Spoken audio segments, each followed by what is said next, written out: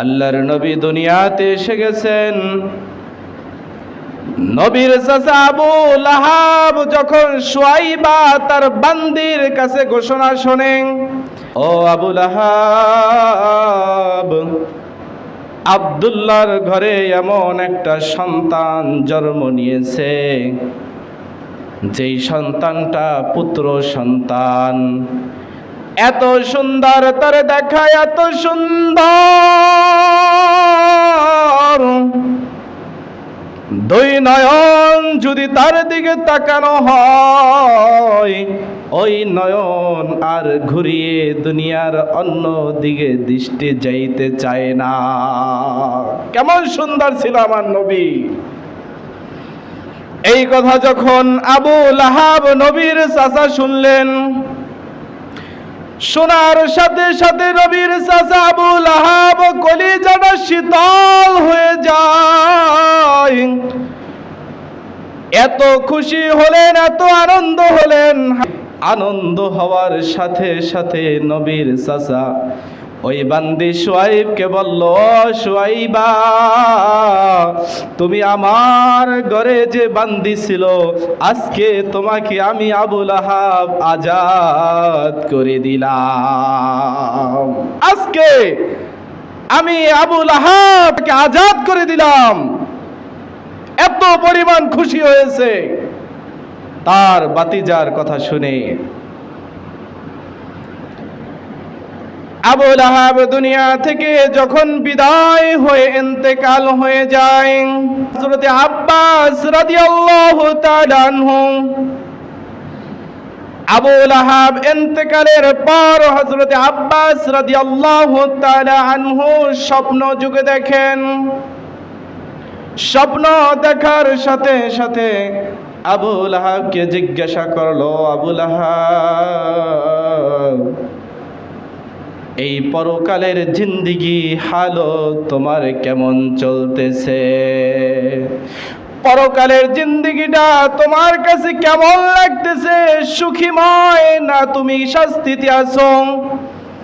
আবু লাহাব জবাব দিতেছেন, ও ভাই আব্বাস, আমার এই পরকালের জিন্দেগিটা এমন শাস্তিময় যাইতেছে, তা আমি দুনিয়ার কোনো ভাষায় প্রকাশ করতে পারতেছি না।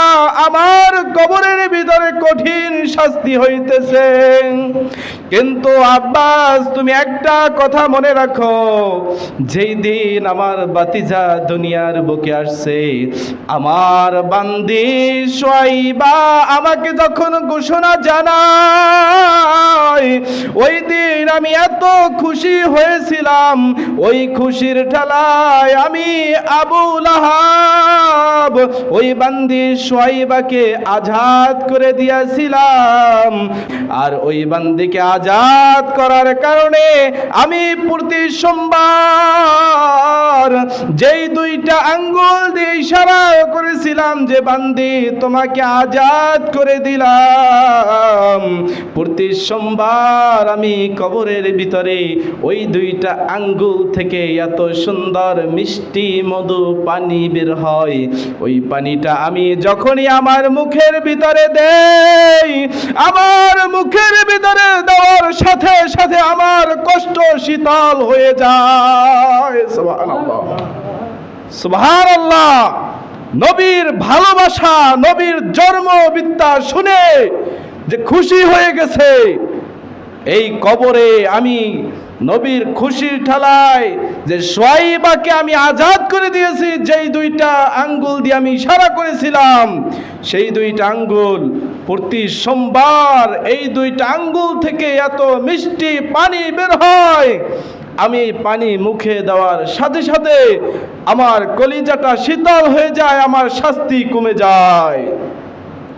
তাহলে নবীর ভালোবাসা, যে নবীর চাচা জাহান্নামী হয়েও খালি নবীর জন্মের কথা শুনে এত খুশি হয়ে তার কবরের শাস্তিটা যদি কমে যায়, আপনি আমি মুসলমানের ঘরের সন্তান, ইন্নাদ-দীনা ইনদাল্লাহিল ইসলাম, আল্লাহর নবী বলেছে আপনার আমার মাধ্যমে দিন প্রতিষ্ঠিত হবে, ইসলাম কায়েম হবে।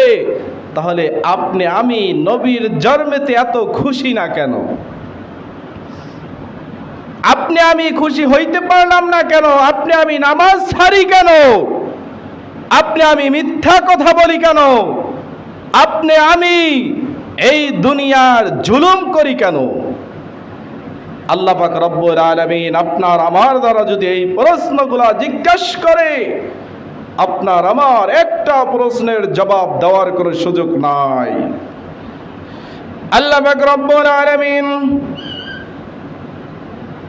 দুনিয়ার বুকে আল্লাহ পাক রব্বুল আলামিনকে যদি পাইতে চান,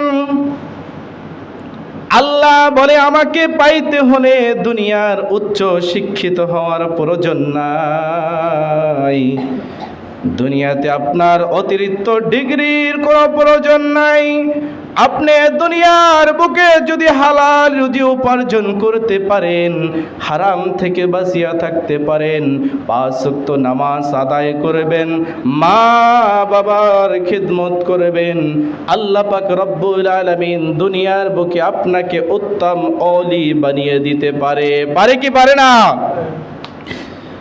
তার একটা প্রমাণ কিতাবের ভিতরে আসছেন, আব্দুল আজিজ দাব্বাগ রহমাতুল্লাহি আলাইহি দুনিয়ার বুকে যে কোনো আলেম, যত বড় আলেম হোক, সে যেই কোরআন তেলাওয়াত করত, সম্পূর্ণ কোরআন তেলাওয়াত সে নিজে আবার রিপ্লাই করতে পারত।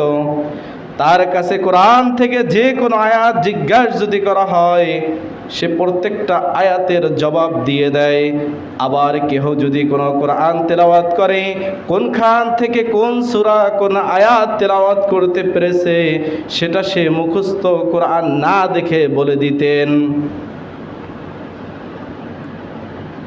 এবার তাকে পরীক্ষা করার জন্য উলামায়ে কেরাম জিজ্ঞাসা করলো, আব্দুল আজিজ, তুমি তো দুনিয়ার ভিতরে কোনো শিক্ষিত কোনো ব্যক্তি না, কোনো আলেম না, তাহলে তুমি এইভাবে কেমনে পারো? তুমি যে কোনো উলামায়ে কেরাম যদি কোরআন তেলাওয়াত করে, সম্পূর্ণ কোরআন তেলাওয়াত সে তুমি বলে দিতে পারো যে কোনখান থেকে করছে। আবার যদি কোনো হাদিস সে বলে, প্রত্যেকটা হাদিসের অনুবাদ কোনখান থেকে বলতেছে তুমি বলে দিতে পারো, এর কারণ কি? আব্দুল আজিজ দাব্বাগ রহমাতুল্লাহি আলাইহি বলতেছে, ও ভাই, আমি দুনিয়ার বুকে কোনো আলেম না, কোনো মুফাসসির না, কিন্তু আমি একমাত্র আল্লাহ তাআলার গোলামি করতেছি। আমি একমাত্র আল্লাহকে পাওয়ার জন্য করতেছি। আমি সারাদিন আল্লাহ নিয়ে পড়ে থাকি, আর চিন্তা দ্বারা আমার কখন আমি মারা যাব, আর কখন আল্লাহর আমি দিদার পেয়ে যাব। আমার সমস্ত চিন্তা দ্বারা আল্লাহকে নিয়ে। কে আমাকে আলেম বলল, কে আমাকে বুজুর্গ বলল, কে আমাকে অলি বলল, এটা আমার চিন্তা দ্বারা না। তো ভাই, আপনি যে প্রশ্ন করেছেন কেমনি আমি বলি, আমি আল্লাহকে ডাকতে ডাকতে আল্লাহ আমার এমন প্রিয় হয়ে গেছে, যখনই তুমি কোরআন তেলাওয়াত করো, আল্লাহ আমার সামনে নূরান্বিত হয়ে ওই পবিত্র কোরআন তেলাওয়াত কোনখান থেকে করতেছ আমার চোখের সামনে ভেসে আসে। আল্লাহু আকবার। আপনি যখন আমাকে আটকাবার জন্য প্রশ্ন করেন, আল্লাহ তাআলার মাধ্যমে নুরানি জলকে আমার চোখের সামনে পবিত্র কোরআনের আয়াত এইভাবে সামনে আসে, তুমি কোন আয়াত কোনখান থেকে তেলাওয়াত করতেছো, আর আমি দেখে দেখে বলে দিই যে অমুক খান থেকে এই তেলাওয়াত করতেছো। সুবহানাল্লাহ।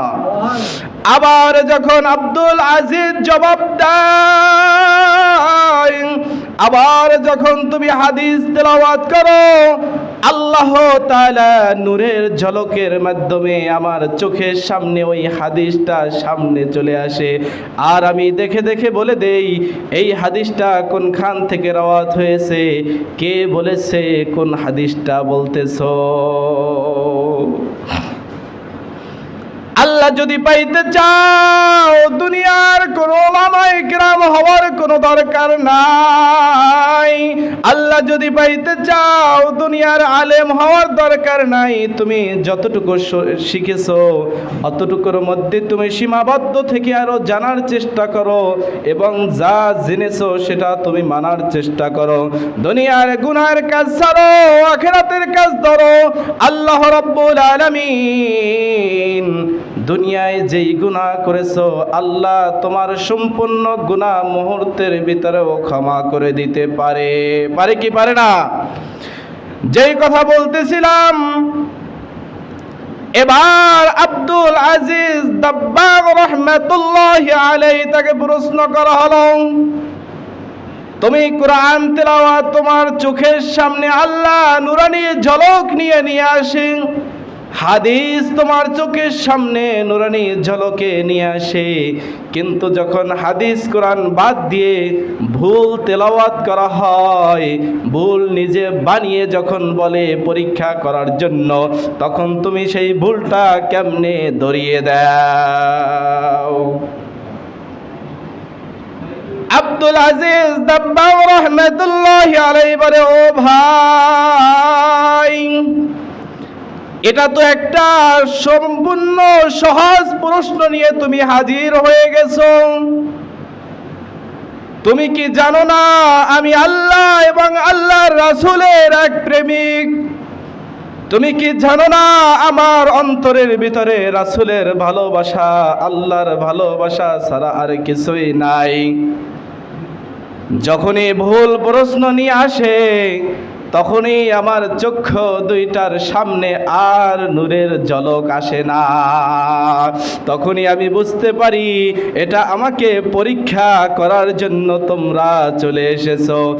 এই কারামত পাওয়ার সাথে সাথে আমি বলে দেই, ও ভাই, এবার তুমি আমাকে পরীক্ষা করার জন্য ভুল করতেছো। এই প্রশ্ন বলে দেই কারণ এবার আমার চোখের সামনে আর নূরের ঝলক আসে না।